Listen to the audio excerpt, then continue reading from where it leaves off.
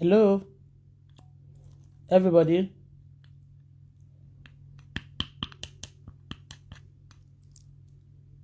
Nigeria government, attention please. Kí ló pẹ́ lẹ́rìn? Be careful. Why are you laughing?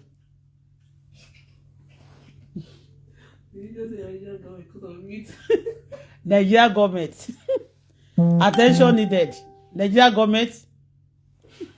I used to call Nigeria government when I wasn't in Nigeria. So, yeah, this is I'm around now. I refuse to call Nigeria government. But this, I need attention of Nigeria government now.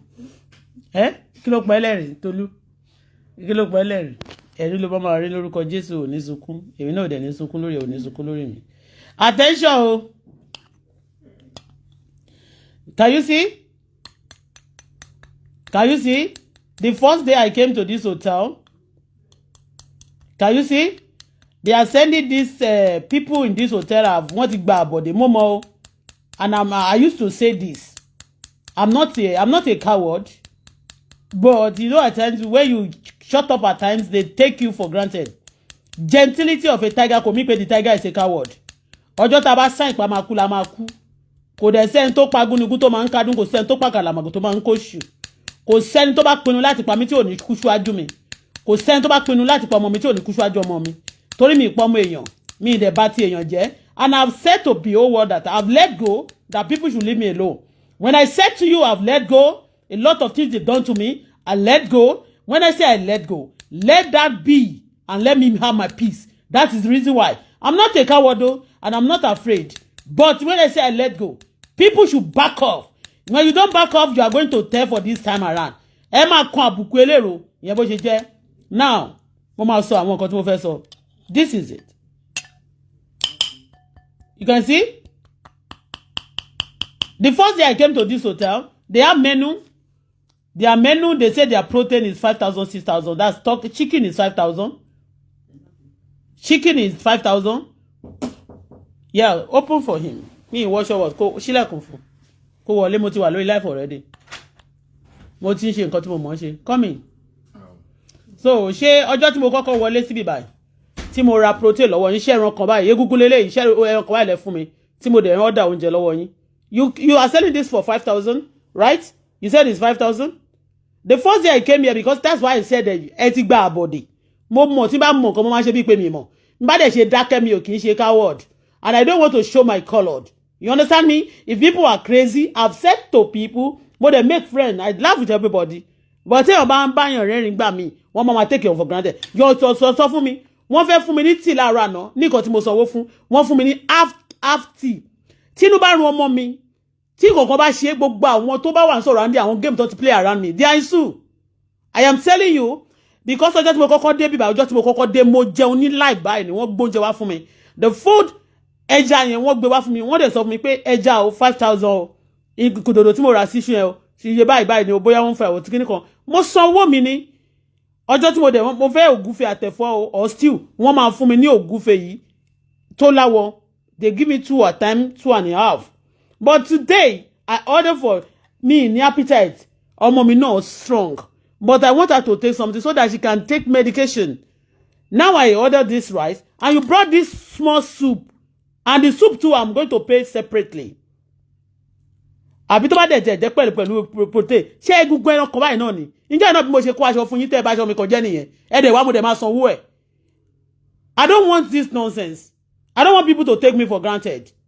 I'm been smoking, mo ti quiet, mo notice, mo ti fẹ́ jọ yín sùn, mo sọ fún ọ̀gá yín náà, but ọ̀gá manager yẹn kankan kì í ṣe Tony Hotel. Bóyá me I don't know, me I understand. Me I understand. Téèyàn bá ti kọ nǹkan kan tó bá ti ní gbàgọ̀jẹ̀ mi gbàgọ̀jẹ̀. Everybody will be mad. Kí ni mo dá ní ọ̀rọ̀ Nàìjíríà báyìí? Ṣé nǹkan tí mo kọ́kọ́ rà lọ́jọ́ tí mo dé rè tó wá fún mi légungun? Ẹni tó serve ẹran yìí kẹ́ sọ fún orí ẹni yẹn ti ṣe èrè. Bó bá jọ ọmọdé mo lọ́mọdé ń bí. I have youth. Èmi gan náà mi ò tí wọ 70. Anybody under 70 is a youth. So anybody má gbàgbọ́ àbọ̀dè tí mi o torí mo sanwó mi ìdẹ̀ ní jẹ yín ní penny tí bá máa kó ní hòtẹ́ẹ̀lì. Ọjọ́ tí mo dé mo sọ pé hòtẹ́ẹ̀ yẹn o ibi tí mo ń gbé torí time tí mo fẹ́ duration tí mo fẹ́ lò lóòtẹ́ yẹn ló jẹ́ kí wá bí a dẹ̀ ń pọ́n yín lé hòtẹ́ẹ̀ yín dà. Àbí báwo ló ṣe máa wá jẹ́ nísìtò ẹ̀ àmọ́ máa sanwó wọ́n dẹ̀ máa lu ẹ̀yìn ṣé lásán lélẹ́yìí ló máa fún mi lẹ́ran ilé. ló máa fún mi légungun ló máa sọ fún mi pé 5,000 ṣé President Tinubu ló ṣe léyìí because everybody be sending you to fight all of you are bad you want good people now ṣé mo jẹ́ bad person ni mo ti ń try láti avoid ẹjọ́ láti má sọ̀rọ̀ oúnjẹ tó jẹ́ pé má jẹ́ ń tọ̀ ẹ́ mo kàn risk ayé mi by eating it ni if you are tẹ́wọ̀n èèyàn kan bá ń pè yín mo mọ àwọn tẹ́ ń jà fún àwọn èèyàn tó ti pè ní bíbà tí wọ́n lọ around me that they play game around me I pretend as if I don't know àwọn yẹn ṣé wọ́n lè kí wọ́n fẹ́ ṣe fún ẹ báyìí kí wọ́n fẹ́ ṣe fún yín you know what téèyàn ò bá ti bad sí yín even táwọn èèyàn bá bẹ̀ yín ṣe lónìí wọ́n fẹ́ fún yín wọn ò lè fún yín ní kankan they just use the people àwọn bóyá celebrate o àti anybody o àtàwọn tó bá dìbò tí ò wọlé rí o àbáwọn tó bá ní issue pẹ̀lú wa o they cannot do anything they don't have anything to offer you because nígbà tí Nàìjíríà ń sìn tán ló bad tán ní ìjọba ò dáa kí ló dé táwọn olówó tí wọn lè subsidize kán máa tọ́jú Nàìjíríà àwọn Nàìjíríà tó bá ń suffer they cannot do anything for you they just want to ruin you and people sitting down somewhere destroying other people's business because nísìnyí báyìí tí bá sọ bad nípa hotel yín ó lè affect yín ó dẹ̀ tún lè dá nísìnyí wọ́n lè kọ́kọ́ rush yín kọ́ ní iye bá sọ fún yín later it will affect I don't want to say bad about you and then tó ní hotel ti gbé l'Amẹ́ríkà rí òun náà ti lọ ṣe ọmọdọ̀ ń lo òyìnbó rí ọmọdọ̀ la wá ń ṣe ń lo òyìnbó ọjọ́ tí mo rí ẹ tó ń ṣe ọmọ láwa náà má wọrí àti ṣe ń lo òyìnbó ọmọdọ̀ la ń ṣe you know now you giving me this for 5,000 ṣé President Tinubu ló ní kó sáàfù mi lélẹ̀ ṣé òun lélẹ̀ ṣé nǹkan tó kọ́kọ́ sáàfù mi lọ́jọ́ tí mo kọ́kọ́ dèrè lánàá wọ́n sáàfù mi ní tì ọmọ mi jẹ ó kàn fi ẹyin ẹsẹ̀ nu láti àná inú rún kò gbádùn láti àná a lè sọ pé bóyá ó máa jẹ oúnjẹ náà ó máa bá òkúta á bá máa gí odidi nínú ẹ̀ àmọ́ inú èyí tán bá ń rán báyìí ṣé wọn lè fúnyàn lóúnjẹ pé wọn lè fúnyàn pé kó fògùn sóúnjẹ fúnyàn you don't do this all this trouble tẹ́ ń fúnyàn náà tẹ́ ń ṣe Nàìjíríà tógun bá ṣẹlẹ̀ àwọn olówó máa escape bí mo ṣe wà yìí mi ní sí Nàìjíríà mo ní dual kìíní àwọn tí ò bá lówó ló máa ṣe kìíní torí ẹ̀ tí wàhálà bá ti wà ńlẹ̀ ẹsẹ̀ sọlá máa fi ń ṣe yanjú nǹkan tó bá ti dá awuyẹ̀ pẹ̀ mọ́ kìíní báyìí ìṣúrù náà máa fi yanjú ẹ̀ everybody must say I don't want to fight I don't want to talk people just be disturbing me what have I done kí ni mo ṣe àwọn tó bá wà nípò ipò agbára gan tó bá tẹ́ bá ṣe pé ń bínú sí ẹ máa rí wọn ẹ nílé ṣe kankan ẹni ọwọ́ kálẹ̀ ńlẹ̀ dìmọ́ ẹ kàn sọ fún mi ẹ̀ṣẹ̀ mi báyìí kí lẹ̀ ẹ̀ṣẹ̀ mi kí n ta ni mo ṣe o tó fi jẹ́ ikú ló kàn tẹ̀rò mi kí lẹ̀ ẹ̀ṣẹ̀ mi kí ni mo ṣe 5,000 rẹ̀ ọjọ́ tó kọ́kọ́ sáàbù mi owó tí gbóúnjẹ wá fún mi rí ogún bẹ́ẹ̀ mẹ́ta náà fún mi pẹ̀lú àwọ̀ wọ́n ṣe máa fún mi lélẹ̀ ilé gùnkù 5,000.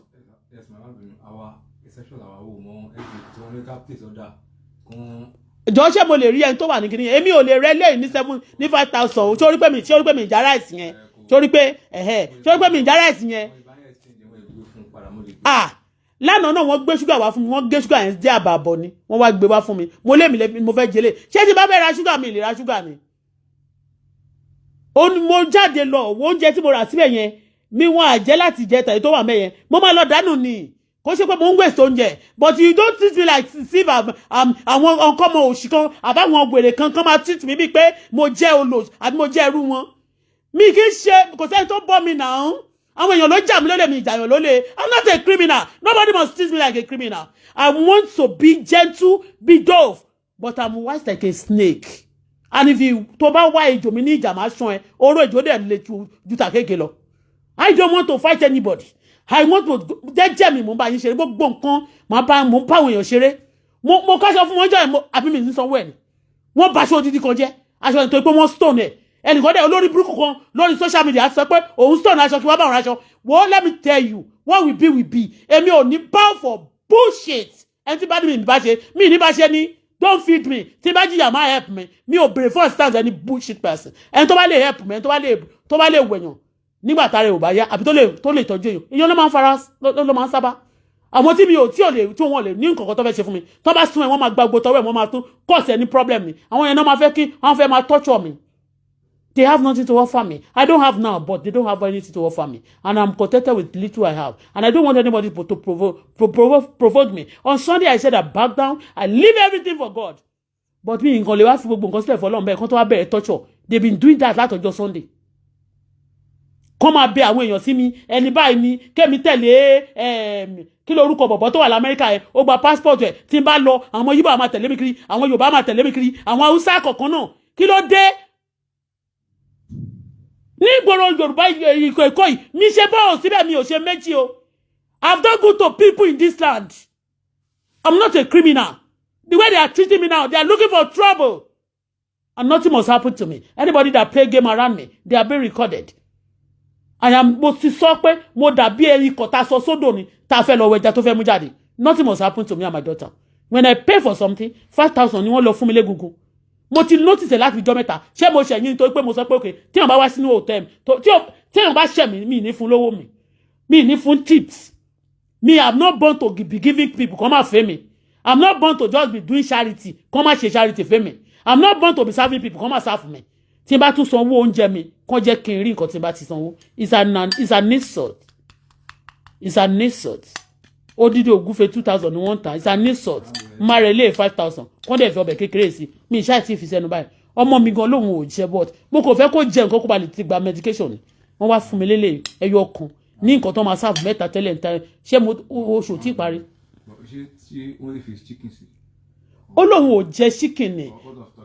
Tolu open that turkey for that turkey tó gbé lánàá pé kó tiẹ̀ jẹ nǹkan kan kò jẹ́ àti bàjẹ́ bẹ́ẹ̀ yẹn look at it fò jẹ́ kó rí now kò jẹ́ ó ní stomach problem látàná tó ti fẹnu kan ẹyin tí breakfast wọn gbé wá yẹn mo dẹ̀ tún sọ fún mo ní kó má jí mi pẹ̀lú breakfast yẹn mọ́ ọmọ yẹn tún gbé wá lónìí àti pé da àwọn kan fẹ́ wá wò nítorí bá ti ní kó má ṣe náà má ṣe mi ìfẹ́ bínú àgbàlagbà tọmọdé everybody count in my kingdom but tọmọdé bá ṣẹ̀ mí màá ṣàlàyé ara mi tágbà bá ṣẹ̀ mí màá ṣàlàyé ara mi o tọmọdé kankan ò dẹ̀ lè máa tọ́jọ́ mi torí èmi náà mo ní ọpọlọ tèmi àgbàlagbà kankan ò dẹ̀ gbọ́dọ̀ yọ mí lẹ́nu àbí mo yọ yín lẹ́nu ni mi ìyọyàn lẹ́nu kí ló dé gbogbo àwọn èèyàn tó kàn wá Nàìjíríà wọn ni wọ́n fẹ́ good government everybody is just crazy everywhere kí ló dé ẹjọ́ o gbà mi ìfẹ́. ọjọ́ tó kọ́kọ́ dé tó bá jẹ́ pé ọjọ́ tó mo kọ́kọ́ dé 2 days yẹn tó kọ́kọ́ sáàbù ní ìsàkúsà ṣé o rẹ pé máa sọ pé mo fẹ́ lo 1 month ń bí mo ní tí bá lo 1 month tó bá dà máa tún lo another month mi rè pé mo bá lo 2 weeks o jẹ́ n tètè sọ fún yín pẹ̀lú gbogbo nonsense tí mo rí báyìí o wọ́n fẹ́ lé mi wọ́n ní kí n kúrò bí ni àwọn kan ti sọ fún mi kó bẹ́ẹ̀ bí tó bá dẹ̀wù mi ni mo lè gbé kò dáa kéèyàn kan máa ṣàlàyé fún mi tí máa gbé kó máa sọ fún mi kó lọ gbé mi sílé kan káwọn èèyàn lọ sápamọ́ sínú rúùfù kó ní kó lọ yìnbọn pààyàn lóru mi ò kú òun bẹ́ẹ̀ mo mọ nǹkan tí mò ń ṣe tí mo fi wà lótẹ́ẹ̀lì o torí ẹ ní kámẹ́rà everywhere jọ kó gbóná tó bá dẹ̀ ń gbé bọ̀ kó dẹ̀ wé pé ẹ̀mí kí n wà ń bíbà kí n sọ pé òtẹ́ yẹn o mo dúpẹ́ fọ́lọ́ mo lọ Nàìjíríà wọ́n ti sọ pé máa ṣe mí níbi tí bá dé Nàìjíríà mo dẹ̀ ní wọn ò ní ṣe bẹ́ẹ̀ kí ló dé orí pé mi ìwọṣọ báyìí wọ́n náà máa ṣe mí níbi mo ní wọn ò ní ṣe mí níbi gbà tí mi ìpààyàn jẹ́ àwọn èèyàn jà mí lólè mo tún níyàn máa lọ àwọn èèyàn foríṣiríṣi wọ̀n mí bàbá ọmọ mi ti kú sí oríṣiríṣi kọ́ gbogbo business kí ló dé ẹ̀yin hòtẹ́ẹ̀lì báwo ló ṣe rí tọ́mọ yẹn tó fi gbé ẹran egungun wá fún it ṣé máa rẹ egun yẹn ní 5,000 kò ń fẹ́ máa jẹ́ kí n sọ kí n bá lè máa pe president lójoojúmọ́ ìlúlé ṣé ẹran yẹn wọ́n lè gé 1,000 torí mo ti lọ sí ìgboro mo rí ẹran wọ́n yìí ń gẹ̀ràn 200 nínú ìgboro wọn àwọn tó ta mo mọ̀mọ̀ lọ mo fẹsẹ̀ mo wọ mọ́tò máa lọ ra oúnjẹ lẹ́gbẹ̀ẹ́ títì mo mọ̀mọ̀ tẹ̀sẹ̀ ni just to test the ability of people I go low to anywhere ṣé ti yé mo lọ ra oúnjẹ lẹ́gbẹ̀ẹ́ títì wọ́n lè lè ló lẹ́ran 200 ẹ̀fẹ̀ràn mẹ́rin sí má dẹ̀ ra kò ṣe pé bóyá mi ò lè rówó lọ ra Mr Biggs yẹ àbí kí n bá ra nǹkan tí ó ṣe but mo go low àṣẹ mo tún dé ìgbà tí mo dé mo ní ẹ̀yin youth o ẹ̀yin àgbàlagbà o tẹ́ ń bínú o tẹ́lẹ̀ láìkí ìjọba tó wà ń bẹ̀ yẹn o torí Auto-Bola náà wà nínú àwọn tó ṣe jíngù o ní ìdẹ̀ dìbò rí bí ṣe wà yìí àyáyé tó fà mo ti dìbò láti mo ti jẹ ìyà jẹyà Nàìjíríà ṣé kò tí ì tó báyìí ni wọ́n ti fi ìyà jẹ mí tó ṣé kò tí ì tó ni mo bẹ̀ yín ní ẹ̀yin youth o please o àmì fi leave me now àwọn kan máa tó bá yá sí wọn bá náà pè wọn terrorist àwọn kan máa jókòó síbi kan wọn máa ṣe terrorist wọn máa kọ́ọ̀sì group lójoojúmọ́ wọn máa fi tọ̀mẹ́ta yéèyàn wọn máa ní group gọ́ọ̀mẹ̀ntì wọn fẹ́ bá jà ẹni bá fẹ́ bá gọ́ọ̀mẹ̀ntì jà tí ò bá lọ sí Aso Rock tí ò bá lọ fẹ́sì àwọn ọmọ gọ́ọ̀mẹ̀ntì àwọn tó mọ̀ ìpọ́wà pàwà tó bá tún fẹ́sì èmi wọ́n mọ́tò máa pa ẹ́ ẹnikẹ́ni tó bá tún bá mi jà nítorí anybody tó ní owó ní Nàìjíríà tẹ́lẹ̀ fẹ́sẹ̀ tó gbé mo gbé yàn sókè ẹni bá mi jà nítorí Dangote mọ́tò máa pa ẹ́ tẹ́lẹ̀ máa pa ẹ́ ẹni bá mi jà nítorí president Bọ́lá Ahmed Tinubu mọ́tò máa pa ẹ́ ẹni bá mi jà nítorí election tó lọ mọ́tò máa pa yín ẹni bá mi jà nítorí àwọn celebrity tó jà mí lólè tó ṣèkà fún mi mọ́tò máa pa ẹ̀dá bẹ́ẹ̀ ìyẹn bó ṣe jẹ́ I don't want anybody to torment me mo jáde lọ máa lọ róúnjẹ níbi tí ò yẹ kí n ti jẹun mi ò ń jẹ ìdọ̀tí béèrè mo lè má jẹun throughout 2 days but mi ní jẹ ìdọ̀tí Me de kin borúkọ mi jẹ́, mi ò ṣe criminal. Nobody must treat me like a criminal. Please. I respect your hotel. I respect your manager. Because ẹni tó ní hòtẹ́ẹ̀lì kò gbúdọ̀ bàjẹ́ torí òun náà ti jẹ̀yà rí. Ìbá lówó lónìí kó ti wá commercial sí mi. Ó ti lọ ṣiṣẹ́ l'Amẹ́ríkà rí bó ṣe sọ fún mi. Ó ti lọ ṣiṣẹ́ kò gbúdọ̀ bàjẹ́. Kéèyàn kan jókòó síbi kan kó máa sọ pé ó máa bàjẹ́ fún yàn ni. I don't bat èèyàn jẹ́. Nobody must throw me. And when I register my mind for people who have want me, who tortured me, I got no respect for people, either they are my family or anybody, or mo date anybody, to shake up for me, I will expose you to the media. Please, I want to have my peace. Because, Joe, tó bá dẹ̀ fẹ́ gbé padà wá ìjọ tó long. O lè fi turkey tó bá fẹ́ gbé padà wá kí turkey náà gbóná. Ẹ make sure pé gbóná dáadáa. Torí oúnjẹ tó bá ti tutù ó máa ní bacteria, ó dẹ̀ máa affect. Àwánsì àti mí lè tàn yín o. Ìjọ yẹn tí mo hotel ọjọ́ kí n tó wá sọ̀tẹ̀ yín. Mo wá ṣàlàyé mo wá wo hotel yín náà. Mo dẹ̀ rí pé wà okay. Ìgbà tí mi dẹ̀ máa ṣe tán. Ọmọ Yíbò tó ẹgbẹ́ sí reception. Hotel tí wọ́n yàrá tí wọ́n lò for donkey time ló gbé mi sí. Mosquito bò mí báyìí bí pé mo bóyá ẹlẹ́wọ̀n kan tó ń jẹ́ sílẹ̀ láti ìlú kan kọ́kọ́ jẹ́ kí mosquito pa ni. Wọ́n bẹ systematically wọ́n bẹ ẹyà assassin mosquito fún mi nínú yàrá yẹn. Òun ló jẹ́ kọ́ ọmọ mi máa sí kémi náà máa sí kì báyìí. Àtún bínú still yet. Kí èèyàn má ṣe jìyà ló ṣe mi yá má jìyà lọ́fà náà. Owó tí mo ń sọ mi ṣòro pé mo rí bẹ́ẹ̀ yẹn yìí sí lè ní. Kò yí sì fún mi. Kò dẹ̀ yí sì fẹ́ anybody náà. Báwo ló ṣe rí lọ ṣe nǹkan tí mo ní kó ṣe nǹkan tó ṣẹlẹ̀ ni mo sọ yẹn.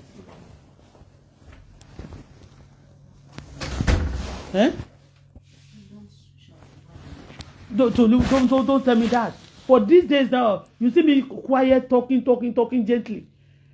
You know, this morning you said you life motivate. I know that you are not eating. Oh, appetite is no, but you just have to take something so that you can take medication. Gbogbo nǹkan tó bá fẹ́ ṣe wọ́n máa ní kò ṣeé ṣe a lọ ra itel lánàá hotel yẹn náà wifi ò lọ gbogbo ẹ̀ orí fóònù yẹn náà nǹkan máa fluctuate ni a tún lọ nípa create wifi fúnra ra wa nínú hotel room tá a wà àtàná tá àti àtijẹ́ tata sanwó sí wifi ò connect kí ló dé ṣé nàìjíríà nìkan wọ́n ṣépè fún wa ní àbí ṣé president ló tún hold ní internet ni. What is the cause of all this problem everywhere this problem animal will cause problem ẹranko máa cause problem ajá cause problem everybody causing problem. What is the way forward?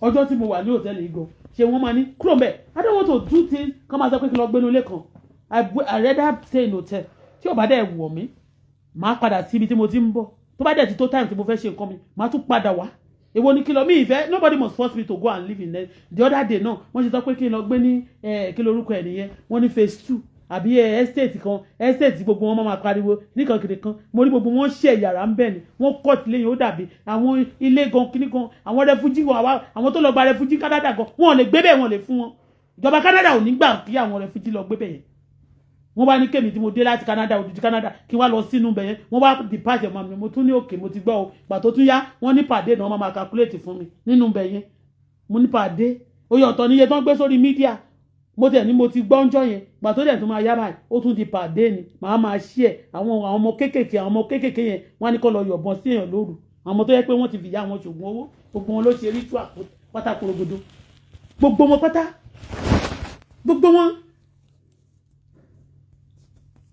wọn ló ṣe ritual ní ìmọ̀kan tí mo gbà lọ́wọ́ wọn o láti jọ ìmọ̀ kan sọ pé mi ìfẹ́ sọ̀rọ̀ those children wọ́n bẹ̀ wọ́n ni wọ́n ní pé kí n máa go after so that wọ́n máa sọ pé go after children àmì àwọn máa sọ pé go after youth ó dídí aṣọ kan ẹni tó dẹ̀ ṣiṣẹ́ yẹn mi ò ní raṣọ lọ́wọ́ yín ọlọ́run Elédùmarè gbọ́ bí ṣe wà mo lè wọ mọ́tò 50,000 lọ sáàrin Èkó mo lè wọ mọ́tò mo kàn sọ ni o máa lọ síbẹ̀ máa lọ rà á kò ń ṣe pé mo láwọn bọ̀ kẹ́nìkan máa play lórí intelligent ni pé you must back by me you must bow for them I don't bow for bullshit if I don't play with you before I came to Nigeria and you are not my person you cannot be tó bá bẹ̀ mí tó sọ fún mi ó ti tán I can forgive people forgiving them doesn't mean I want to play with them it doesn't mean I want to be close to them forgiving people doesn't mean I want them to be my friend no I just want to leave you for God ni tọ́lọ́run bá wà mo fẹ́ tẹ̀sí ọlọ́run wò bóyá wọ́n máa ní kéèyàn fi gbogbo nǹkan sílẹ̀ fọlọ́run I want to leave it again for God ẹ jẹ́ torí ọlọ́run o ẹ torí ọlọ́run.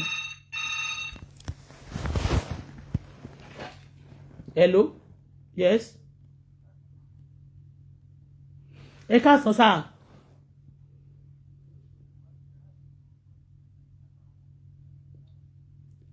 mi ìfẹ́ fẹjọ́ sùn yín láti joy àwọn ọmọ yín kan mo káṣọ fún wọn níjọ́ ọjọ́ tán kọ́kọ́ dé tí mo kọ́kọ́ dé yẹn wọ́n ṣe dáadáa ọjọ́ kejì mi ò mọ̀ bóyá mo ṣáà rí ọwọ́ kọ́wọ́ oríṣiríṣi but mo dẹ̀ lọ́mọ tèmi náà torí ọmọ kan náà ni mo sọ tó mo lọ́mọ tóun náà tó síwín kiri àkọ́ bí mi mo dẹ̀ mọ̀ pé ọmọ Nàìjíríà mo ṣáà manage mo káṣọ fún wọn odidi aṣọ kan tó wà expensive wọ́n dẹ̀ bàṣọ yẹn jẹ́ kò tún lọ bẹ́ẹ̀ ni mo tún ní mo ti gbọ́ ó bà gbogbo aṣọ yẹn jẹ́ ni ó bà gbogbo aṣọ yẹn jẹ́ ni tó bá lọ dí pẹ̀lú ẹ̀ tí wọ́n ní ó tún fẹ́ lé ọmọ níbi iṣẹ́ wọ́n lóun ló tún ti lé ọmọ níbi iṣẹ́ mo kàn fi sílẹ̀ mi ti mọ̀ pé yín kọ́ náà mi lè bà business yín jẹ́ náà àwọn ọmọ kéékèèké wọ̀nyẹn tẹ́ bá lé wọn dànù ó tún lè lọ di nǹkan míì sí gbòòrò so we just pamper them wọ́n ti dé èṣù alágbórí èṣù mo tún order rice lónìí ọmọ mi ṣe wọ́n dẹ̀ fún egungun nìkan náà kàn fi síbẹ̀ ẹyọ kan egungun mo ti ní kán wá gbé lọ mú ní mi ìfẹ́ o ẹ ṣé yes all right thank you so much ẹ ṣé gan bye yes.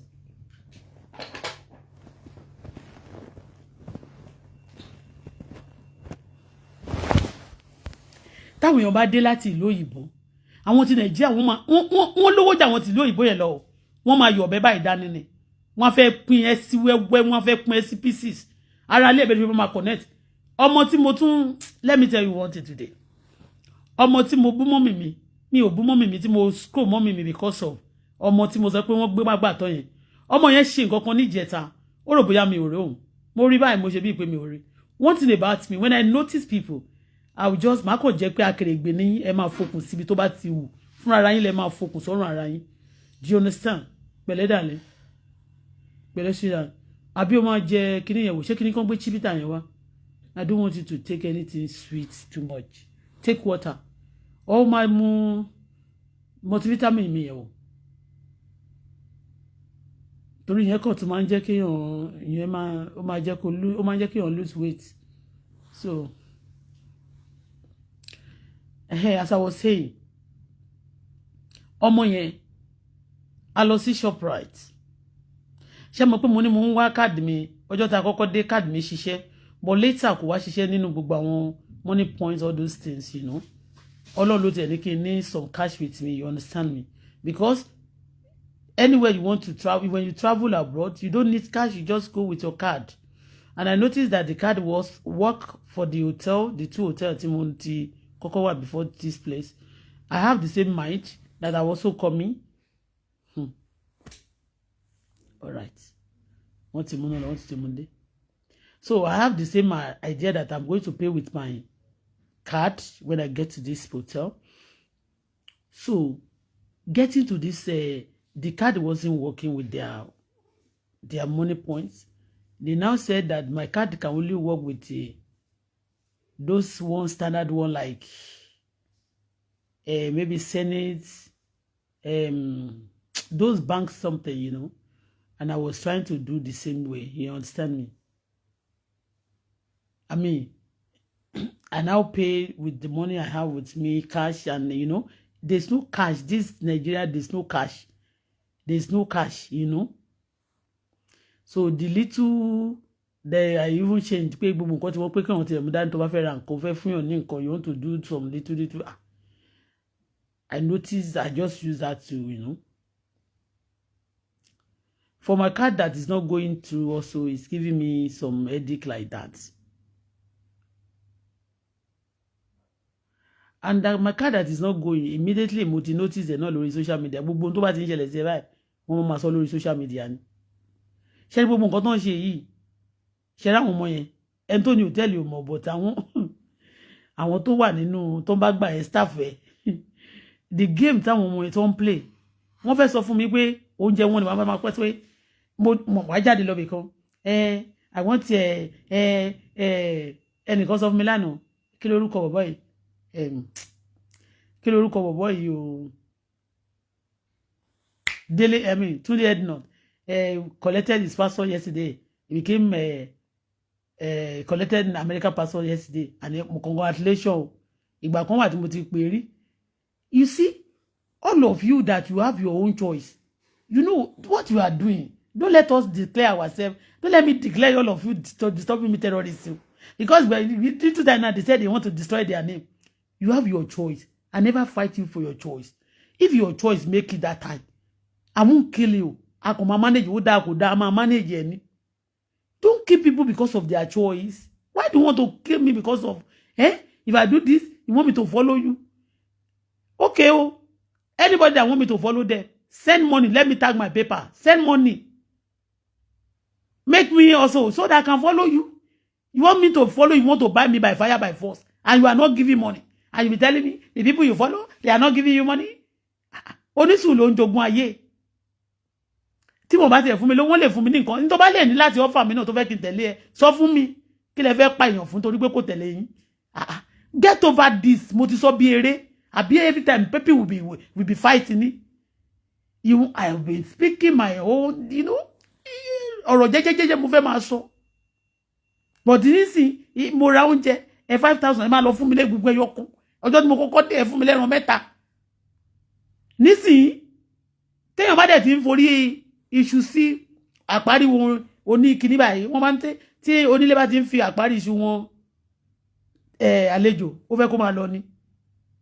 Ẹni tó dẹ̀ wà nínú bíbáyìí kò ní fẹ́ kí n tí lọ sí àwọn kan dẹ̀ máa pẹ́ kúrò bẹ́ẹ̀ ẹ má pariwo mọ́ mi. Gbogbo àwọn tí mo bá fa wèrè tó dẹ̀ bá mi fa wèrè tó ṣèkà fún mi gbogbo wọn ló lówó gbogbo wọn ló lòtẹ́ẹ̀lì mi ò béèrè nǹkan kan lọ́wọ́ wọn mo kàn ní ẹ̀kan máa fi lọ ní lálàáfíà. Ẹ ti gbọ́ wọ́n sọ pé ẹ̀kan Jésù má gbélébùú náà ẹ dá Bárábà sílẹ̀ Bánábà olè ẹ dá sílẹ̀ àti dá àwọn olè sílẹ̀ ẹ lọ jayé yín ẹ máa ṣe bó ṣe wù yín. Tí èèyàn bá dẹ̀ ní bàbá tí bàbá ẹ̀ bá wà nílé kò kí ń gbàwẹ̀ ń gbà yẹn so enjoy your whatever ó ti yé mi ìbú yín mi ò bá yín jà tí wọ́n sọ pé let go ni èwo ní kẹ́ máa jẹ́ kí n sọ pé ẹran mú ṣé 5,000 náà tẹran yẹn wọ́n lọ ra oúnjẹ wá fún mi níbi kan 5,000 wọ́n fi ògúfe sí odidi kan wọ́n fi ẹran wẹ́wẹ́ 6 sí sínú oúnjẹ yẹn pẹ̀lú ògúfe wọ́n tún wá fi pọ̀nmọ́ 2 sí sínú oúnjẹ yẹn wọ́n wá fi àmàlà sí 5,000 dẹ̀ náà kó fún wọn. Do you understand? Wickedness is not good. Kẹ́ wá sọ pé kẹ́kọ̀ọ́ máa fi jà àwọn èèyàn bá mi jà kú dá. Stop it. I'm not a bad person. Mi ò dẹ̀ bẹ̀rù yín. Ẹ lè pààyàn kẹ́ jẹ́. Ẹ lè pààyàn kẹ́ dúró tì. Ó ti yé yín. Ẹ lè pààyàn kẹ́ sọ pé ẹ̀yin lẹ pa.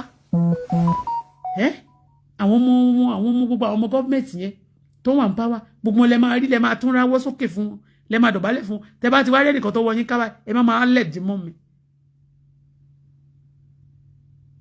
ṣó ń bí anybody rẹ any trailer tó bá ti commit offence ní Nàìjíríà báyìí Dangote ló ní wọ́n máa bẹ̀rẹ̀ sí tag mi ní Dangote trailer kan ti commit offence ṣé ẹ̀yin ò kì í rí Dangote lára Dangote trailer ni kì í ṣe Dangote ló ní gbogbo trailer Nàìjíríà but anything báyìí tó bá yà lè kàn mọ́ trailer offense yẹn pé Dangote wà lórí platform mo tún ti share is a problem.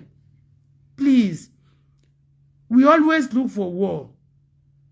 Ìbẹ̀rẹ̀ ogun la máa ń mọ̀ àkímọ̀ parí ẹ̀. Let us settle this case amicably. I'm still pleading with you tẹ́ bá ti oúnjẹ wọn tó tọ́ ẹ jọ̀ọ́ sá o ẹ bá wa jẹ́ kó oúnjẹ wálẹ̀ o mo tún ti máa wọn sọ̀rọ̀ ẹ bá wa jẹ́ kí ráìsì wálẹ̀ o. I speak for you. The other day, that's why I always exhort Alhaji Aliko Dangote. Ẹ ṣáà rí pé mo lọ sọ́fíìsì wọn ṣe rí pé wọ́n ti attend sí mi. Ṣó yẹ kí n ti dé Nàìjíríà kí n má ti rí méjì dáná látijọ́ yìí. Torí yín náà ni. So that to please all of you pé wọ́n support ẹ̀yin. Àwọn táwa support wọ́n against ẹ̀. Àṣìṣe àgbowó. Àgbowó nta tún ní àtúnná ẹ tí wọ́n máa ṣèkà fún wa. Kò sẹ́nìbọ̀ tó fún mi lówó. Nígbà tí mo dé Nàìjíríà mo ti ṣe díẹ̀ fáwọn èèyàn tí bá lọ lójú títì I've dash people àwọn tó bá gbé mi nù máa fún wọn lówó ta ló gbé mi rí tó gbé mi tí ò rẹ́rìn but ẹni tó bá ti ń ṣe dáadáa ẹ máa bá pálẹ́kún mi ò rẹ́dì láti sunkún fẹ́ anybody o tó mi bá dẹ̀ jábọ́ lójú mi fẹ́ anybody ẹni yẹn máa ṣe ń jẹ o ẹ má jẹ́ ká jà mi ò bá yín jà ń sìn tí ẹ bá rí mi tẹ́ bá gbéra yín náà wá sórí platform tí mi ń ṣe love sí mo tí get over it ni with time everything will be okay. Event will take over the situation. Kajiko, ẹni Yorùbá mo wà nílẹ̀ Yorùbá mi. Èmi gbogbo inú ilé tí ní Èkó tí mo wà yìí. Me bere anything lọ́wọ́ anybody do this for me. But I know God will help me, okay? So people who own my thing, I release all of you, and all of you fighting. Leave me. I'm not against you. You just say mo sọ fún Alhaji Aliko Dangote, mo sọ fún wọn. Mo ní ẹ jọ̀ọ́ o, ẹ bá gbé epo sílẹ̀ o. Àbí mi sọ ni. Mo sọ o, ó yá o. Nigeria government, ẹ jẹ́ kí wọ́n máa tepo fún Alhaji Aliko Dangote ní náírà o, so that citizen will be okay o. Mo ti sọ. Mo ní president, èmi ní ẹ jọ̀ọ́ sá o, Nigeria government, attention, please yo. Ẹ wo gbogbo nǹkan tí mo ti ṣe, ẹ wo risk tí mo gbé ayé mi gbà nítorí yín, kéèyàn ti ẹ̀ parẹ́ tàbí nítorí yín báyẹn tó máa fìyà jọ ọmọ ẹ ní. Èèyàn gbọ́dọ̀ ṣọ́ra o, politics. Ó ga o. Mo tún sọ fún wọn, ẹ jọ̀ọ́ o, Nigeria government, let the people be selling this refinery, crude oil for Alhaji Dangote for naira o, so that the money, the fuel will be down. The money will be down. Ṣe bí torí aráàlú mo ṣe ń ṣe. Aráàlú náà tó bá rí ẹ ń gboro bí pé kán bú ẹ, kán máa bú ẹ, ọmọ kéékèèké nísìn. Bíbú ni. Anywhere you go now, children will be abusing people. But let me tell you, let me advise you, my youth, baby youth. You cannot see my daughter, the one that live with me. My son, ó misbehave torí pé ó gbé lọ́dọ̀ grandma rí ni. Ó gbé lọ́dọ̀ àwọn èèyàn. Ọmọ tó gbé lọ́dọ̀ mi ò lè misbehave. Disciplinarian ni mi. But I love, ẹni tó bá mọ̀ àmọ́ pé mo take care of ọmọ mi dáadáa. Tí n bá ti tẹ́ ẹ lọ́rùn, o ò lè ṣe mistake. O ò lè sọ fún mi pé orí ẹ yí bákan. My daughter can never disrespect people. If anybody teaching you to disrespect people, the person are teaching you, systematically trying to ruin your life. My daughter can never disrespect anybody. My own daughter, Tojokoyi. But we be telling you to go outside and be abusing everybody. To be abusing everybody. Inti mo kon notice lára àwọn YouTube tí ó ton ṣe nsin nìyẹn. Little things báyìí, wọ́n ti bẹ̀rẹ̀ sí gbà àwọn èèyàn lẹ́ṣẹ̀, en tó jù wọ́n lọ, àgbàlagbà o, àti sójà o, àti ọmọdé o, àtàgbà o. Children are misbehaving. Stop it. Anybody telling you to be rude to anybody, they want to ruin you new. Bible says you respect your father and your mother, not your father and your mother alone. She children that used to do ritual, that will go and collide with outsiders to collect their mother's money or their father's money to ruin them. She they cannot. They respect anybody. They don't, but they are trying to destroy you guys. All the rich people children, do you ever see them? Any rich children, tó bá bẹ̀rẹ̀ sí misbehave lórí media, ó máa mú gbó. And I don't want to tell you about people also, that if you are pregnant, don't drink. Because the majority àwọn ọmọ tí mo rí pé tí wọ́n bá mu tán lóyún tán bá mọtí, if you are pregnant as a woman and then you now take alcohol, it can affect the child from the birth. It affected Samson. And I'm telling you, totally, it's part of things. Ó possible ó lè jẹ́ lára nǹkan tó affect Ṣọlá mi yẹn náà nìyẹn. I am telling you, women, when you are pregnant, those of you who smoke, those of you who drink alcohol, don't drink alcohol. It can affect those children. Because our mommy ń behave ẹni tó mú gbó wá láti inú oyún. Kì í ṣe rọ́. It is true. Àwọn nǹkan tó fi ṣe kíní yẹn tó bá mú ó lè affect ọmọ yẹn. Tẹ́ máa believe physically and spiritually.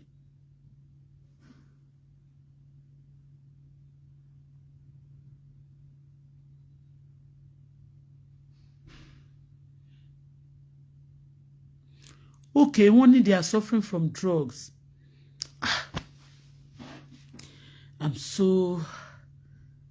They are suffering from drugs, I am telling kí ló ṣẹlẹ̀ dale. Owó ṣe kí ló ṣẹlẹ̀ nsin.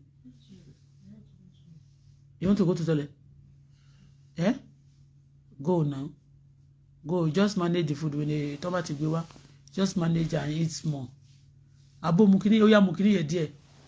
Mukini ye díẹ̀ o. Kò tese. That's omi tí mo miss ni multivitamin yẹn. You take it? Are you sure, darling? So, as I'm saying, you youth, I mean, women now, this time around, for God's sake, when you are pregnant, don't take anything alcohol. Because ẹlòmíì tó bá lóyún báyìí, wọ́n ní kó máa mu, tó bá lọ sílé eléwé ọmọ, wọ́n dá kiri kan sínú ògógóró, wọ́n ní kó máa mu, kó máa jẹ́ kó ọmọ yẹn ṣe kiri. It can be affecting them. Tó bá ti wá dé sáyé náà, àwọn ọmọ irú ọmọ bẹ́ẹ̀, in tí wọ́n jẹ nínú oyún tí ìyá wọn jẹ tó mu yẹn, a máa wù wọ́n jẹ tó bá dé real life. I am telling you, a máa wù wọ́n jẹ èyí tí ò bá dẹ̀ jẹ́ náà, I need side effect both physically and spiritually. Lára Samson, wọ́n sọ fún ìyá pé kò gbọ́dọ̀ mu alcohol ní tó bá ti lóyún. The mother did. Màmá ẹ̀ bó ṣe wà yẹn, wọ́n ní Samson ló bá yá rẹ̀ jẹ́, but màmá ẹ̀ náà pẹ̀lú àwọn tó bá yá ẹ̀ jẹ́. Aláwo akànwọ̀. Who's that? Okay. Yeah, get kó wọlé. Get kó wọlé. Aba mi kọ́kọ́ ṣe. Good afternoon, ma'am. How are you? I'm fine, ma'am. Yes. The bathroom. In the room now. Yes, kọ́kọ́ tẹ kọ́kọ́ kó gbogbo tó wẹ̀lẹ̀. For 2 days now we have not cleaned the room. Take all the towel first, and maybe in 20 minutes. Okay. I want her to eat first so that we can. You understand? But the towel, we can put it outside, right? Yeah. Ètò wà nílẹ̀ náà. Kò ilé náà wà ńbẹ̀. Tó ó kù méjì ńbí. Ọjọ́ mẹ́ta ó ti àtijẹ́dá náà ti clean last. We just ask for towel.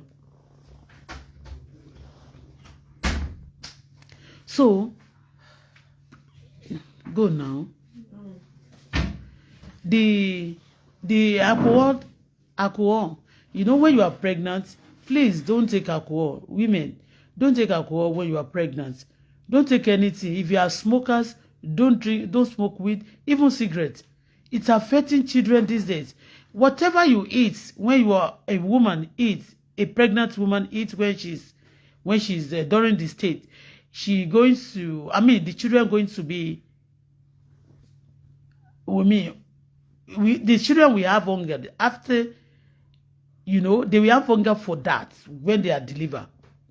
So it is true. It's just like Nigeria. Anytime people are going to Nigeria, when they are living in abroad, they want to visit the food, they want to taste the food they've eaten before. It's just there, sadly. It's the same way. Children will be looking for into what they perceive, what they jet, what they inhale. Inside. That will be, they'll be looking for it. They'll be tasting. They'll be at me. They will wọ́n máa ní agro fún ó máa wù wọ́n jẹ. Do you understand? So women, if you are pregnant, for God's sake, don't smoke, don't drink anything or eat anything that will affect that child tó bá ti bí. You understand me? I am telling you, because the way wàá kàn rí young children. Tailor kan wọ̀n mi lánàá, ọmọ kékeré kò tí lè tó ṣó kìíní tó bá tí tailor yẹn ọ̀gá ẹ̀ ṣe ń sọ̀rọ̀ báyìí ó kàn ń sọ̀rọ̀ sí mi ni. Tailor ọmọ iṣẹ́ yẹn wọ́n kàn máa bú ẹ, wọ́n ní kàn máa bú ẹ ẹ kàn gba oyè bíbú èèyàn. Hey God, ọmọdé tó búrò kò wò ni tó wẹ̀yìn wò tó rè pọ́jọ́ kan lolúwéré máa ń pààyàn. Kò ṣe pé bóyá olúwéré tó ń sọ yẹn ó máa padà wá bẹ́ẹ̀ àbí kó má wá bẹ́ẹ̀, but you be used to it. Wàá máa ṣe yánmayàmá tó bá ti yá, wàá máa rò pé it's a normal thing. Bó ṣe máa lọ ṣe yánmayàmá sí sójà nìyẹn, tó máa lọ kó sójà wá bẹ́ẹ̀ tó máa lù ẹ́ pa níjọ́ kan, àbí tó máa lọ please, drugs yẹn náà ló fa a lot of cultism. Nǹkan wọn ní Nàìjíríà àgbàgbọ́. Èló ni wọ́n ń ta ògúfe, mo ti lọ ná ògúfe. Wọ́n ń ta ògúfe lọ́nà ní ọ̀nà Màgbọ́n lọ́hùn yẹn. Mo ti lọ ná ògúfe, èló ni wọ́n tó odidi ògúfe.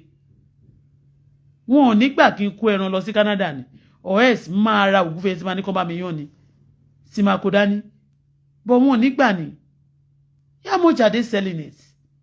But you be saying that oúnjẹ wọn, bí sọ pé oúnjẹ ò wọ́n, ó ti wọ́n tòótọ́. Omi yẹn tẹ́lẹ̀tẹ́lẹ̀ 100 naira, torí èmi náà mo ní grocery shop ní Nàìjíríà, mo mọ nǹkan tí wọ́n ń tà. Àwọn aṣọ àǹkárá yẹn náà ṣe bí ìgbà tá a máa ń tà náà, a máa ń tà ní èlò. Nísìnyí náà wọ́n ń tà ní 5,000. àwọn àṣìkára yẹn wọ́n yìí ta 5,000 wọ́n yìí ta 6,000 mo mọ̀ pé nǹkan wọn I know but please take it easy. ọmọ olówó wọ̀nyẹn ẹ lè rí wọn ta kó máa búyàn kiri tó bá jẹ́ pé wọ́n fi system protect àwọn ọmọ wọn ni tí ọmọ àwọn èèyàn tí ò jẹ́yàn tẹ́ máa sọ pé nǹkan wọn you can explain to the whole world without you being rude. gbogbo àwọn ọmọ olówó kì í rude o wọ́n dẹ̀ máa ń behave dáadáa but some people wọ́n kàn máa behave yamayama wọ́n dẹ̀ máa believe pé part of life ni that's not life. Please change your way please I am begging you. àtijọ́ tó ti ń sọ̀rọ̀ ń bì ẹ̀mí ìfẹ́ sọ̀rọ̀ mọ́ torọ́jọ́ ọmọ yíbò tó gbé mi ní first day yẹn lọ́jọ́ Sunday tí mò ń bọ̀ ń bí àwọn kan sọ pé ń sìn wọ́n máa bóyá tó torí ẹ̀ ní wọ́n rò bóyá mi ìsanwó fún ọmọ yíbò yẹn I paid him. ibi tó ti gbé mi tó bá fẹ́ gbé drop mi tó drop mi yẹ kó gbà ju 2,000 lọ I gave him 6,500 ó dẹ̀ lóhun ò fẹ́ 6,500 torí the whole destination was 12,000 kò dẹ̀ tí dey half of the road and I gave him 6,500 ó dẹ̀ lóhun ò gbà ó dẹ̀ gba owó yẹn ó dẹ̀ kó fún àwọn security bẹ́ẹ̀ and I gave the security also mo dẹ̀ tún fi owó tèmi náà fáwọn security àwọn security dẹ̀ sọ pé ó ti gba owó yẹn ó lóhun ò gbà wọ́n ní ẹ̀ tí ò bá dẹ̀ ti gbà ẹ́ fi sílẹ̀ kó ṣiṣẹ́ ẹ̀ kó má gbowó nìyẹn mo san owó fún ó kó fáwọn security tó pè lójú títì yẹn mission bọ̀bọ̀ yẹn níjọ́ yẹn dẹ̀ ni pé kí o lè rọ́ọ̀bù mi kó mọ̀ ó fẹ́ kó lè kó gba fóònù ọwọ́ mi kó gba nǹkan lọ́wọ́ mi kí wọ́n máa sọ pé hey they rob me oh they steal this. I know there's a lot of dangerous people they've robbed me and bí àwọn ò tí ì gbọ́ mi mo ti ń complain láti going to be for 15 years soon. They robbed me they stole from me ó lè gidi ni wọ́n jà mí lọ́wọ́ mi by now ó yẹ ká ti ní peace lórí ẹ̀ ó ti yé tá bá dẹ̀ complain náà pé ó lè jalè o instead of kẹ́ sọ pé níbo ló lè náà wà ẹ̀kan wọn máa rẹ́rìn báyìí ni ó ti lọ ànẹ́dẹ̀ máa sọ pé ìjọba o ẹ̀yin ẹ rí àwọn èèyàn tó ń ṣe nǹkan burúkú ẹ máa sọ pé ìyẹn ti lọ ọ̀dẹ̀ lẹni tí wọ́n ń gbà lọ́wọ́ ọ̀tọ̀ lẹni tó ọ̀dẹ̀ lẹ́májọ àǹtí wé mùmú àǹtí wé ìgọ̀jẹ̀ àǹtí wé ìfú oh I am telling you tó bá rí ọmọ olówó kan tó bá misbehave lórí social media tó dẹ̀ ń rude ó máa mú gbó ó mú drug ṣé ti yẹ ó belong so sí nǹkan burúkú ẹ lè ráwọn ọmọ olówó gangan ọmọ original wọn kàn máa lọ misbehave torí pé ó máa fẹ́ kó dàgbà ṣé ti yẹ ìyẹn bó ṣe jẹ́ ẹ ṣe jẹ́jẹ́ ariwo tí mo pa lónìí mi ìfẹ́ sọ̀rọ̀ torí ẹjọ́ tó wà níwájú Ọlọ́run kò jẹ́jọ́ sìgá àti gbó please I rest my case. Have a wonderful day. Thank you for those of you who love me. Those of you who hate me too. I pray God touch your heart you. Ìyẹn bó ṣe jẹ́ o. Women, stop drinking alcohol. Take water. Take juice. Eat good food. Táwọn ọmọ yẹn bá jáde tán bá dénú ayé oúnjẹ tó dáná ọmọ máa fẹ́ jẹ wọn ò ní jẹ nǹkan tó wọn ní máa wá drug tó máa mú káàkiri wọn ò ní join gang. Parents, mothers, okay, mothers ṣe mọ̀ pé nísìnyí láàárọ̀ mo jẹ́wọ́ tèmi pé torí nígbà tí mo lóyún Ṣọlá yẹn I want to abort it even ó ní oògùn báyìí tí mọ́mí tiẹ̀ fún mi alukum my mommy too try to help me but ó kọ̀ ṣó ti yé bẹ́ẹ̀ yẹn so gbogbo ògógóró wọ̀nyẹn lè ti sá sí lọ́pọlọ náà ó ti yé yín and biblically one day go and read the book of Judge ni read very well wàá rí story Samson mother she drank she normally take alcohol it affected Samson when you look at it when you go deeper into the tó bá bèèrè lọ́wọ́ wọn theologians tó bá dẹ̀ ní knowledge ó affect Samson ò fulfill destiny bó ṣe ní agbára tó bí Ọlọ́run ṣe fẹ́ràn ẹ̀ tó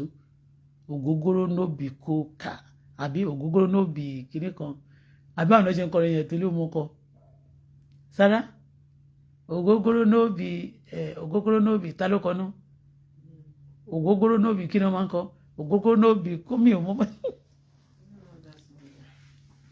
ògógóró nóbì kìíní kan so ògógóró is not good. Tell your wife, you men that you are here too, if you are young people, Okay? Maybe you have missed it. Make sure you marry. Tell your wife not to take alcohol during the pregnancy. So that orí ọmọ yín ò ní yí. Orí àwọn èèyàn yí nígboro o. Àwọn èèyàn orí àwọn èèyàn yí o. I am telling you. Orí àwọn èèyàn yí, orí wa ò ní yí, orí ọmọ wa ò ní yí o. Ayé wa ò ní bàjẹ́ o. People are full of wickedness. Wickedness is nothing. For now, wickedness is nothing. All right? Don't be wicked. At least, I heard that. Oh God, Wi-Fi ni mo ń lò. I don't want to talk about Megidana. Megidana, thank you. Mo gbọ́ pé wọ́n ní Megidana lọ sí Ògo. Okay, Ogogo no be vocal. Everything gbogbo àwọn olórin yẹn náà. Ògógóró ni wọ́n máa fi kọ oríṣiríṣi àwọn tí. When you just want to drink your this thing. Wo. Ọlọ́run. Ṣàánú fún wa o.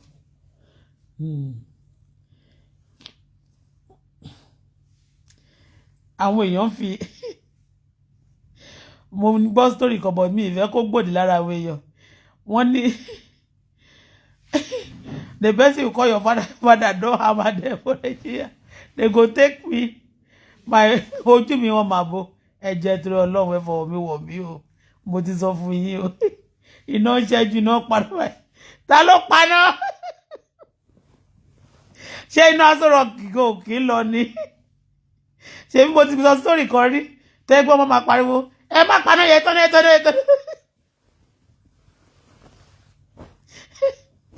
Mi tí ìrírú ẹ̀ rí. Ta ló ṣèkà fún wa Nàìjíríà? Megidana.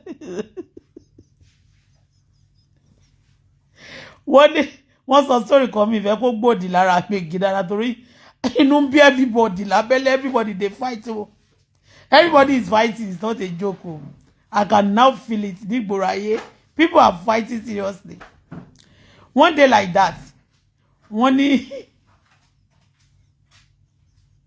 ṣé rí bí wọ́n ṣe fojú mi gbolẹ̀ láti rí Megidana yẹn.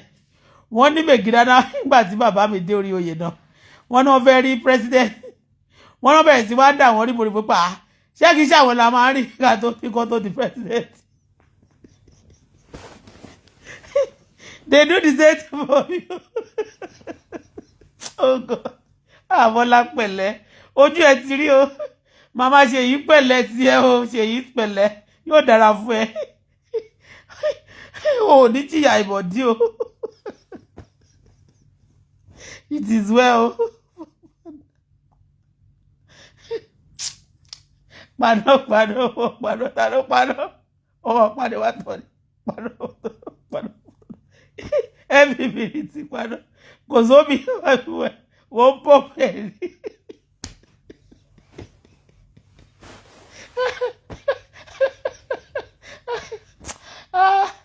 Oh my God. Life the opposite are dead. Very opposite life are dead. Ọlọ́run ní jà kú báyìí o. Pàdó.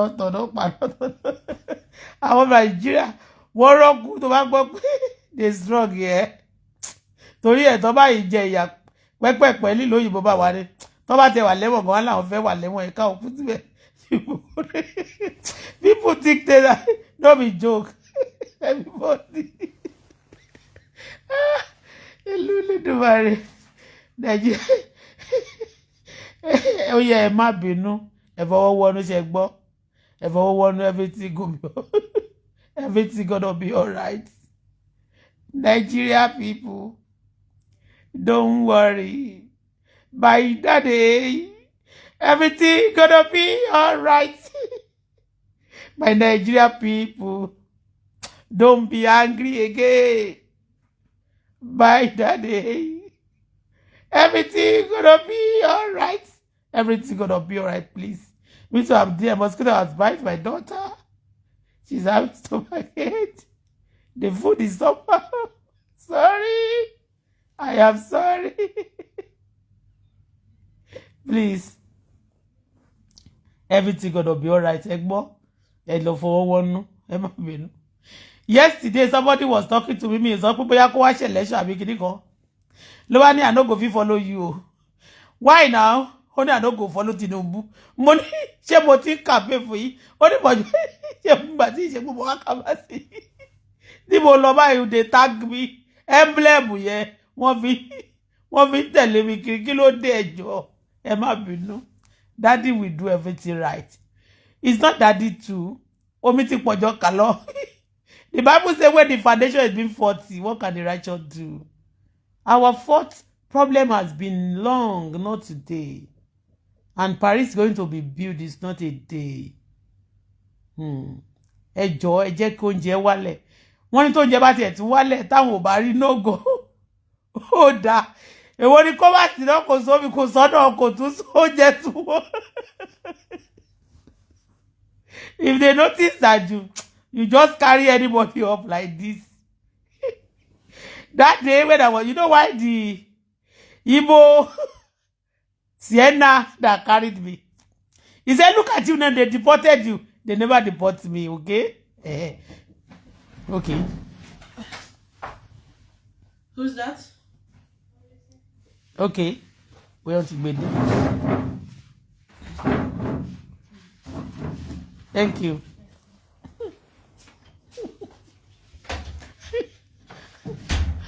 Thank you so much.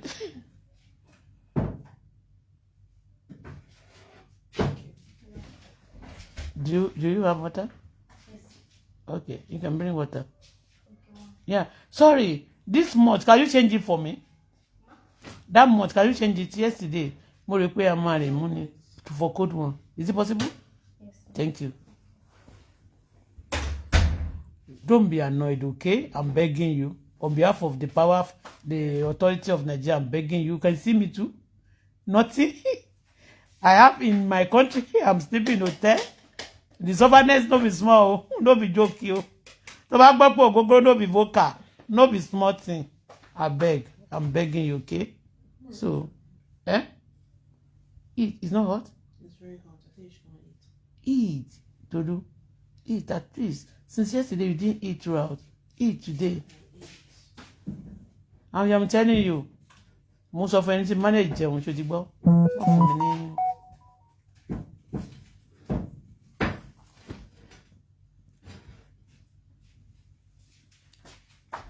Everybody are now telling me like this. Everybody ló ya wọ́n sí mi. Mo ní mo ti gbọ́, ẹ má bínú. Ẹ má bínú ṣé ti gbọ́. Don't be annoyed.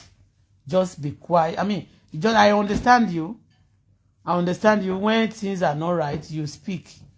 Nobody will tell you not to speak. Like now, wọ́n lọ gbé odidi ẹran egungun dẹ̀ ni wọ́n ní kí ra 5,000 mo ní ó tí o. Mi ò fẹ́ kò tún ṣe ran bẹ́ẹ̀.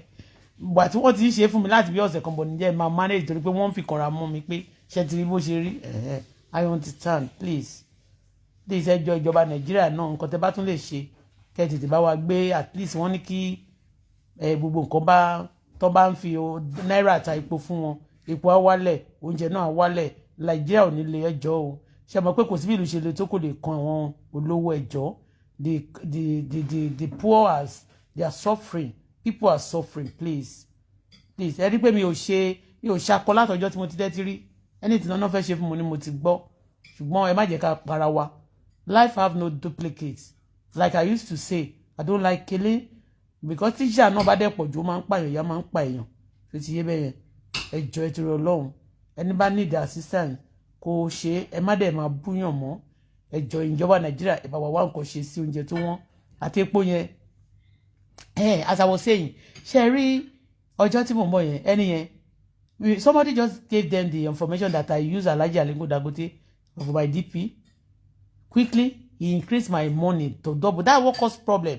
He now said to me, do you know how much Dangote is selling fuel? You know how much Dangote is selling fuel? I said, do you know how much he's selling fuel? Do you know how much he's selling fuel? I said, okay, go online. I will give you the money. Because ìyà yẹn wọ́n fẹ́ fi jẹ mí, ìyà Dangote wọ́n fẹ́ fi jẹ mí. Ẹ má fi ìyà Dangote jẹ mí. Ẹ jọ̀ọ́, ẹ torí Ọlọ́run. Ẹ má dẹ̀ fi ìyà anybody jẹ mí. Ìyà náà ò ní jẹ yín náà. Ẹ torí Ọlọ́run. ẹ jọ̀ọ́ o. I've suffered a lot, okay?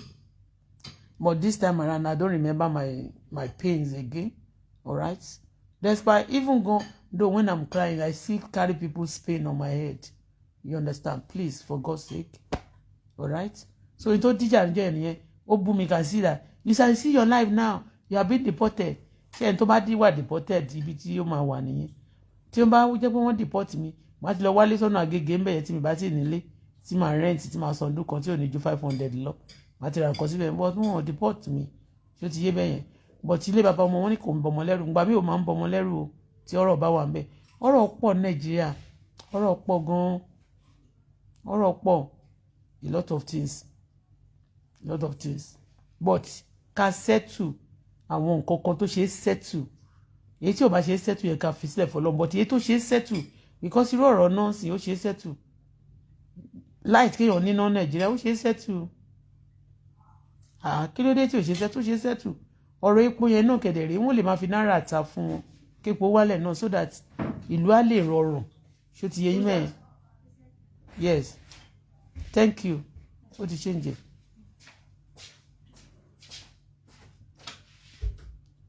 Tolu, bá mi fún ní dúró, mi ti fún ẹ ní kankan rí lọ́jọ́ tó ti ń serve mi. Ó yá bá mi fún 1,000. Ó dẹ̀ jọ ọmọ Tọ́pẹ́ gan-an. Ó jọ ọmọ Tọ́pẹ́. Your name is Pẹ̀lúmi. You look like one of my, exactly like Ìfèyíṣayọ̀ ló ṣe rí. Àbórí. Ọmọ Tọ́pẹ́. But the mother, welcome. So, please. Wọ́n ní Tolu please yìí tó ẹjọ́ ẹ torí Ọlọ́run ìyá ṣeré mi náà ìyá jẹ mí náà ìyá jẹ mí o ṣùgbọ́n kò jẹ́ pé ìyá Canada tún yàtọ̀ sí ìyá ó ti yẹ oríṣiríṣi ṣùgbọ́n Ọlọ́run á bá wa yanjú gbogbo ìṣòro yẹn pátápátá lágbára Ọlọ́run gbogbo wàhálà àti ìdààmú yẹn Ọlọ́run bá wa yanjú ẹ̀. Kán bá wa máa ta epo kó epo lè wálẹ̀ kí àwọn aráàlú kó jẹ́ lè rọrùn tó bá jẹ́ iná ni àwọn èèyàn ti rẹ́dì láti sùn sínú òkùnkùn wọn ni ìyẹn kẹ̀ iná múná lọ ìṣe nọ́mátì wàá rí inú àwọn èèyàn wọn ti ẹ̀ orú ò ti ẹ̀ mú wọn mọ́ tí n bá jókòó síbi kan tí ò bá sí fáànù ò ti ẹ̀ ń tutù fáànù yẹn ó gbóná tó jẹ́ pé anyway to cut the story short ẹ jẹ́ ká ní sùúrù àdèbá máa bá wọn ẹ kàn ṣàlàyé tẹ́ bá ti ń sọ nǹkan tá a máa sọ a máa sọ fún ìjọba wa wọ́n dẹ̀ máa ṣe ti gbọ́ instead ẹ bá máa fi kanra mọ́ mi ṣé ẹ rí mi tí mo ń gbádùn ni màá gbé mọ́tò wọ́n á gbé mọ́tò mi ìwà báyìí mọ́tò tó ti ṣe rẹ́gẹ́rẹ́gẹ́ lọ́ máa fi gbé mi ìbínú ẹgbẹ́ títì báyìí màá ní ẹ mọ́ ní súyà mi ìbínú you understand me you should respect me for that, okay? Thank you so much. Any wonderful day. Bye.